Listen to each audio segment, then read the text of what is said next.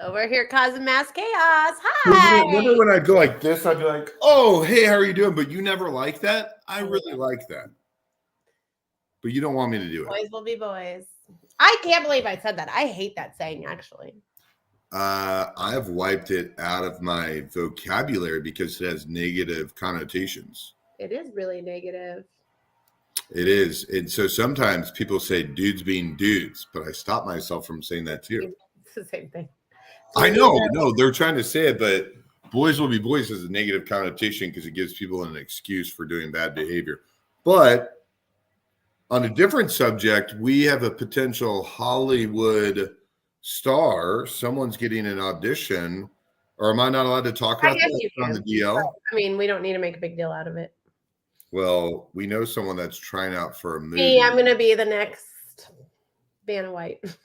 Just kidding. Yeah. No, my son, we have our first movie audition, which is, our life goal over here is to be a Hollywood movie Broadway stars. So right on target. Right on target. And as people are tuning in by a show that's 4 years old, Aaron's going to correct me, but I don't know. We've had 600, 700 some guests, and Bestway International is our sponsor because they're carrying us all from destination to destination. I'm curious, as the audience is signing on, it's always fun when you do icebreakers. Who's the most famous person you've ever been in a room with? Aaron, who's the most famous person you've ever been in a room with? I mean, I don't mean this to sound cocky, but I have been around a lot of famous people. I had an Indian boyfriend for a very long time in my 20s, and I was real cute. So and I lived in Dallas, right? But I do have to tell you something. I did. So I've been telling some of my 20-year-old stories on TikTok, like celebrity stories on TikTok, and I had one that hit over 80,000 views the other day. One of my P. Diddy that's trending right now. One of my P. Diddy stories. But yeah, I've been telling some of those stories on TikTok, and people really love for an old lady to tell her glory days stories. So it's been kind of funny. But I'll tell you the meanest person I've ever met. Who? It's going to really disappoint you. Are you ready for it? No, tell me it's not Bill Murray. No. Okay. Him. Peyton Manning? No. And in fact, I have a friend that has a direct contact with the Manning family, and the whole Manning family has been nothing but kind to her for 20 plus years. She worked on Mississippi. Is that or Ole Miss, whatever school? No. Okay, real quick story, and then we'll get our guests out here. You ready for my quick story? Love it. I'm 22 years old, teeny tiny, 94 pounds. My other 5-foot friend and I, we go out, and we're at this very exclusive club. And the waitress, who's a little bit taller than us, decides to take the shots over our head. Right? We're in the VIP section. This is first days of buying bottles. So she decides to take the shots over our head, and she trips on the stairs or something and spills all over us. I'm covered in tequila, just covered. And I feel bad for the girl, right? I'm not excited I'm tequila, but I'm not going to yell at the girl. Clearly she's having a bad enough night. And we hear this man just cussing her out, just saying the meanest, rudest things about her appearance, about her abilities. And he's screaming because he has gotten some tequila on his shoe. That's it. Not anywhere else on him, on his shoe. So I turn around and give the man what I think, because, I like to say what I think. And guess who it is? And this is his heyday. This is when he's super famous. So I'm 22. And his girlfriend at the time is super famous. And it is Vince Vaughn. I was so disappointed. I couldn't even say anything. I was like, I think I said something like, seriously, dude? Seriously? And then I went to get all the tequila off me. Vince Vaughn, I've never been able to watch one of his movies since. I was so disappointed. Well, that stinks, but karma comes around. And the cool thing is, hopefully it's better, because now you crushed a lot of shows, but no one comes here to see us. They come here to see the guests. Nobody ever wants to see us. So But 80,000 views on one thread is kind of why people pay us to do this show, like Bestway International. They follow you, so no big deal. On my P. Diddy story. Okay, first of all, I want to apologize to everybody because I still don't have new music, so I play world's worst music. Love this music. Hot Haven's hot. All right, let's bring in our guest. Here we are. Oh, by the way, let us know if you're watching us on Facebook. Facebook, YouTube, or LinkedIn. Paul says he's watching, but he's out of his dad jokes. He's waiting for this. He's out of his jokes. And Chris, that's always a great show. Yes, Kansas City's best. All right, here are our guests today. We have Jen and Jason. Hi, guys. Look at some terrible music. How are you guys? Good. Thank you Good. for joining us on this super random day where I'm telling my Glory Days stories. Yeah, Vince Vaughn just got crapped on. I hope Vince Vaughn sees this show and he calls the waitress and apologizes. Mm-hmm. He's lucky there was no social media back then. All right. With that said, Jen, who are you? What do you do? And how do you get to Kansas City? I am Jen Nussbeck, and I am the CEO of Clutch KC Events. And how I got to Kansas City was born in San Diego. So I'm a Southern California girl. However, my parents decided they wanted to come back to where they were raised in the cold Midwest, snowy, icky winter. And I've been here since. So that was, for the most part, born and raised here and love Kansas City.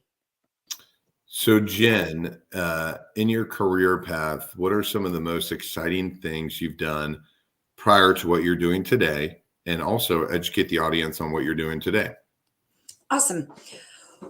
Probably the most pivotal moment was So this is not the most pivotal moment question. This is okay. more of, but what about educate the audience on what you're doing today, because you are world famous. Tell everyone why you are world famous and what I will say. If I was famous, which I'm not, Aaron, I'd be so nice to you. I'd be so nice to the waitress.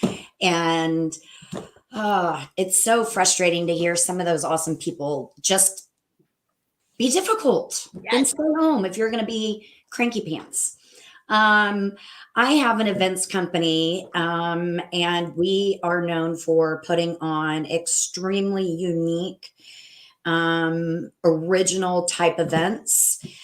We can do your gala type events, but our lane is very far out of the circle, box, rectangle, triangle. The more unique and creative we can get with our clients, the better. We also have a secondary lane where we have specialists, including myself, for either reorganizing a nonprofit that exists right now or helping an individual or group start a nonprofit. And in addition to my company, I'm also the executive director for Parade of Hearts. Yeah, okay, I love that. What is in your most unique things with your last 30 seconds? What's the most unique event you've ever done? Well, I think Scott was going to make me wait until he asked me the most pivotal, because those are the same. Parade of Hearts.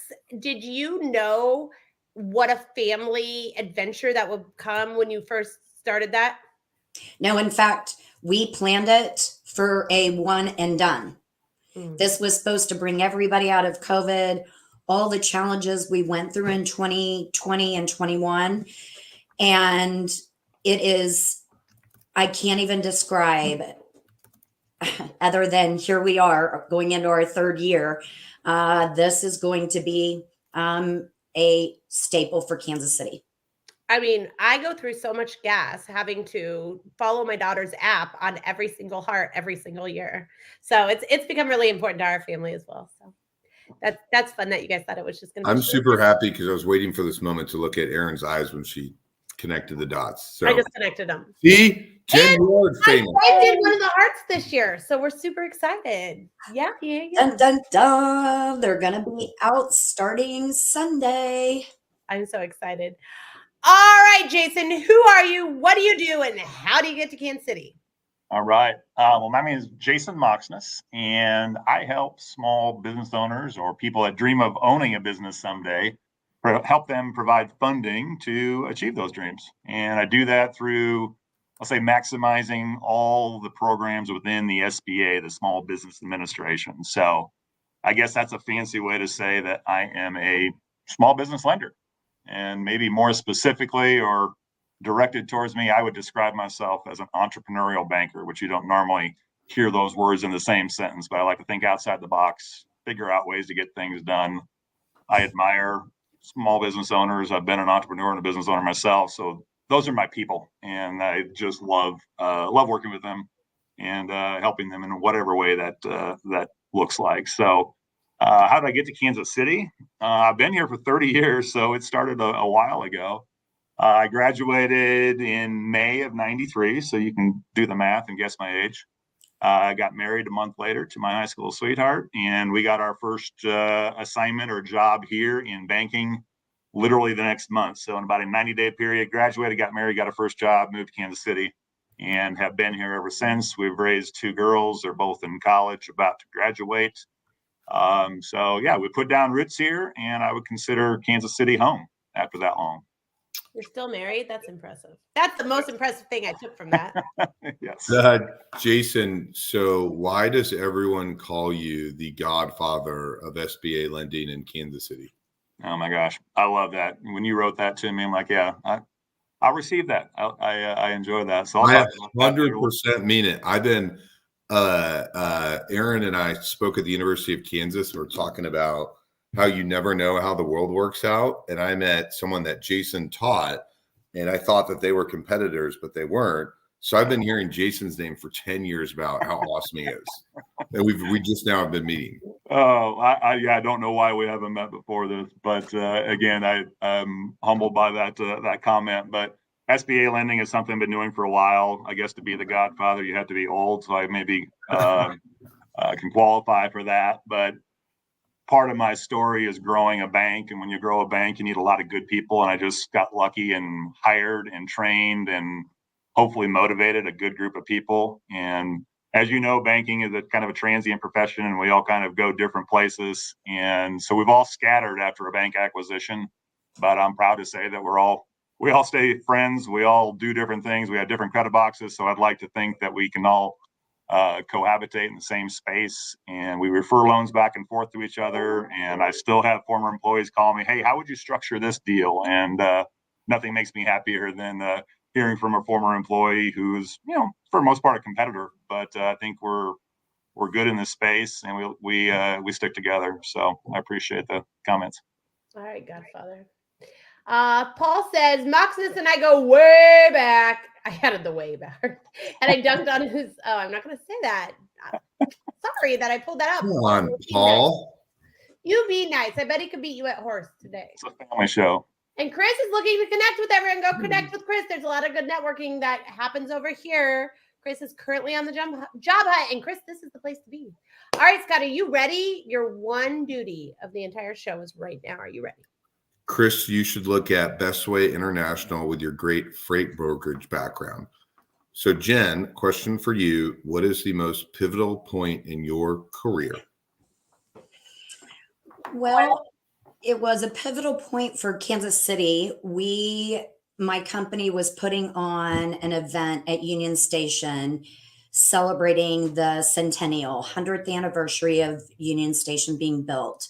So in 2014, we opened up to the public, come down and watch this, what's called digital mapping show.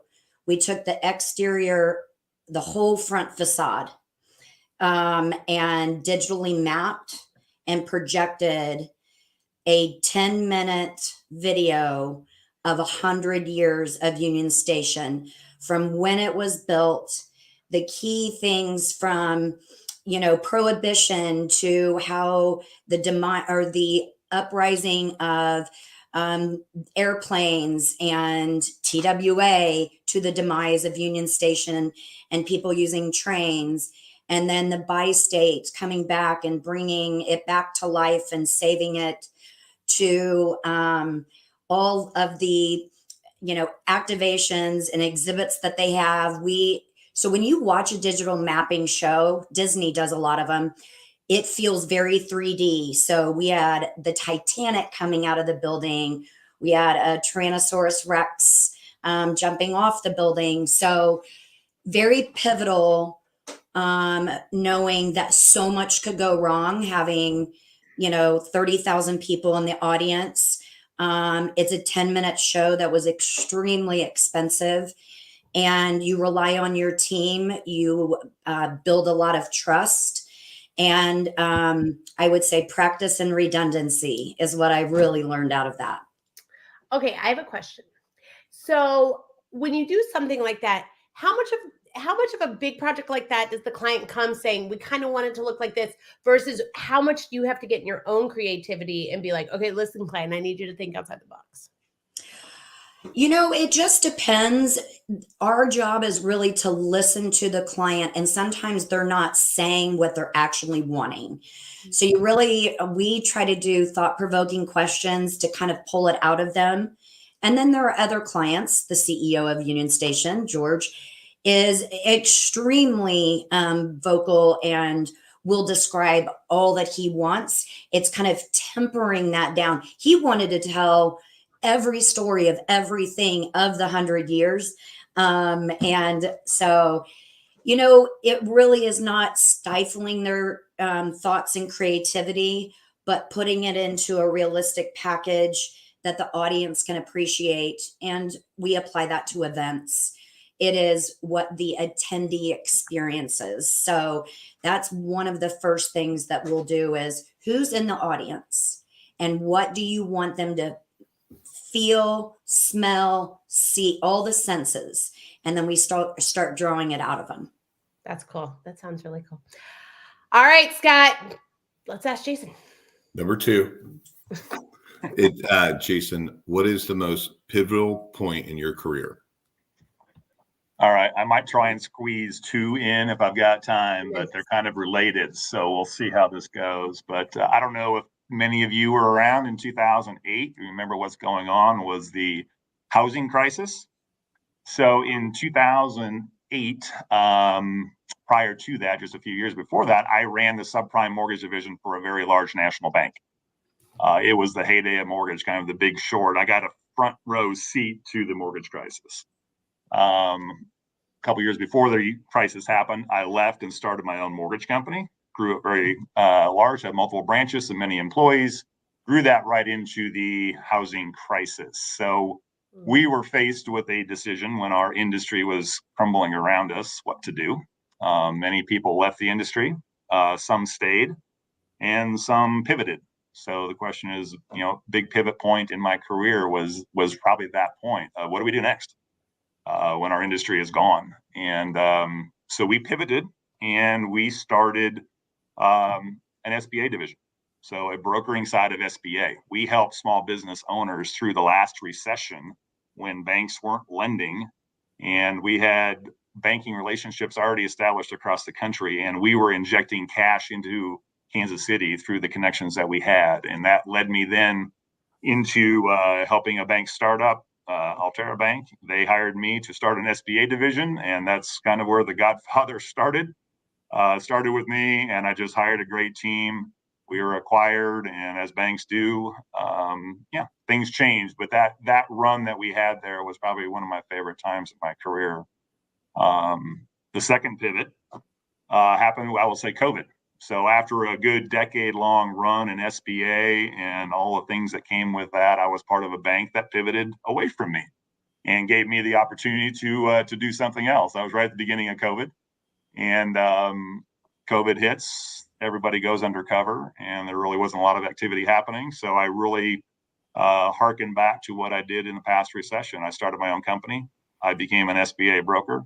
I helped a lot of small businesses through the PPP, the pandemic, the EIDL, all of those things, and really got back to what I enjoyed doing. And that's sometimes when you climb the ladder of a company, you get away from the client. And I was given the opportunity through pivoting and what many would consider, a devastating time for all of us, to do something different. So now I get the opportunity again to work directly with business owners. So I'm a producer of small business loans rather than managing and running people who do that.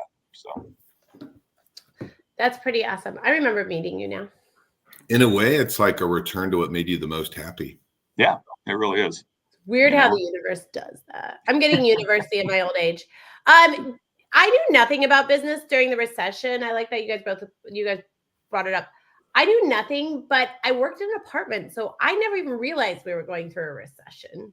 right? Isn't it weird? It's just what industries feel it hard. I never knew it until I owned my own business 10 years later. I was like, oh yeah, we were, weren't we? Yeah, that was a tough one. Yeah. Everyone's incredibly jealous of you, Aaron. I was a leasing agent, right? So like, it's not Right. like I knew anything about business, but we made our money off people needing apartments. So Well, you were probably busy because people were losing their homes at that time. yeah, it got Foreclosures were real rushed. busy. Yeah. Yeah. So I And didn't also, ever realize it. You're an amazing single mom, and you're working your tail off. I was making $11 an hour. Don't I make get me it. I get it. Yeah. So I regretted instantaneously when I said I regretted what I said. like, but I was working off commission. Like, everyone's jealous of you, Aaron. Worst apartment complex in Kansas City. So it worked out okay. But when people bring up the recession, I always have to be like, oh yeah, that was right. All right. Here we are already on the third question. See, guys, this goes. You guys are killing this. You are doing so well. All right. It is Q2 of 2024. How did this happen? But with that said, how close are you to your goals for this year, Jen? And how can the Kansas City community help you achieve those? Oh, I love that question. Goal setting right now, my company and also Parade of Hearts, a lot of us have our sights set on 2026.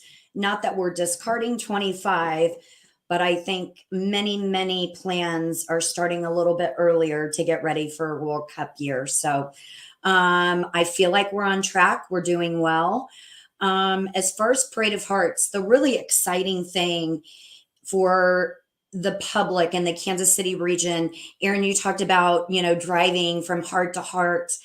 It is remarkable. The cities and counties, just from both sides of the state line, from Atchison to Harrisonville to DeSoto, to Oak Grove, you have so many people that feel included now. So when we say the Kansas City region, we truly mean it. So I think I'm really proud of that. We have 100 hearts this year. So this Saturday at the American Royal, we will give everybody a chance to come see them all in one spot before we start on Sunday, placing them out in their public space for the next 4 months. And I'm going to just tell you only a couple of things. So those that are listening will get a sneak peek under the hood. Is this Saturday is family friendly, both for the adults and the kiddos. Like Honda is a sponsor. They're bringing in a car. It's completely wrapped in white. Kids can come and paint hearts, their name, have so much fun. We have about 30 activities, again, unique and different for them to come enjoy, see the 100 hearts, meet the artist, and have a full day of entertainment. And we're going to give it to them both by being able to see things, taste maybe some of the cookies they might design. And it's $10 for adults, $5 for kids, theparadeofhearts.com. I know people love going heart hunting, but they also love seeing all of them and meeting the artists. So, and the last note, it's back to the original question about Parade of Hearts, Scott. When, what did this look like in the beginning? We thought it was, 1 year, unite people, and great. We raised some money for some very important beneficiaries that were impacted by those events. Fast forward, the public has spoken. They want to see the hearts out longer. So we're going to keep them out all summer. And then we will auction them off in September. Yes, because we're busy. It's hard to get to 100 hearts. You know how many camps I got to work around that? But hear me out. Hear me out. That's all I'm going to say. We can talk offline. But what if there was an awesome TikTok campaign around these Parade of Hearts? So we'll have to talk offline because this came organically. We are known for surprises. We did a Ukraine heart, and that was it. And then it became a KU National Championship heart, then a Super Bowl heart. And then we added an extra beneficiary. And so we pop up with these fun things. So Aaron, there might be something there. Mm-hmm. There's definitely some stuff there because people post about the hearts on TikTok. There's so much content out there though. Yeah, I got you. All right. Love it. All right, Jason. How close are you to your goals for 2024, and how can the Kansas City community help you get there? Great question. I'm not sure I can follow Jen. Mine's going to seem self-serving compared to that because I'm a numbers guy and we're in banking and lending and all of that. So Look, my first business, I got an SBA loan. So I'm giving you absolutely my hat off. all right. It's hard to make SBA lending exciting, but I will try and do that. I will say I'm a long ways from my goal because I have a large goal for myself, and I put it out there. And my goal, I want to do $30 million in production, and what that looks like is, that's helping 15 business owners is what that would be. So that is we're dumbing it down or drilling it down. 15 business owners or those who want to buy business. I really work inside the M&A space. So if I want to get specific, it would be helping 15 people acquire a business in Kansas City. And, being a business owner, former business owner and entrepreneur myself, there's a couple of ways to get into business. You can start one from scratch. I know a few of you have done that, and that's can be a longer learning curve and a longer runway. The other is acquiring a business. So you're taking a business, you're buying a business that someone else has started, and you're growing upon that. And that's really the space that I enjoy. I get to work with buyers and sellers. I get to work with business brokers who put those deals together. But it's so fun to help a business owner exit. Maybe they want to retire. Maybe they want to receive the fruits of the labor that they put in for the last, decades. But that's really my passion is succession planning, helping people move from one space to another, helping them realize that what you started years ago and grew is actually worth something, and then helping them find a suitor who can come in and purchase what they had started and grow upon that. So, I would say 15 businesses for $30 million would be a good round number for me. So.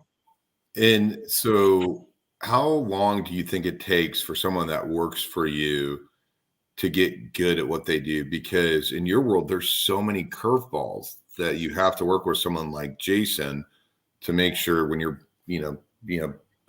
having a, I don't want to say having a baby, but when you're building your baby a business, it's a lot of work. So how many years of experience do they need? Does a business owner need before they exit, or? No, I'm trying to pump up the fact that you have 30 years of experience and your competitors don't. God likes to know the answer to the questions he asks.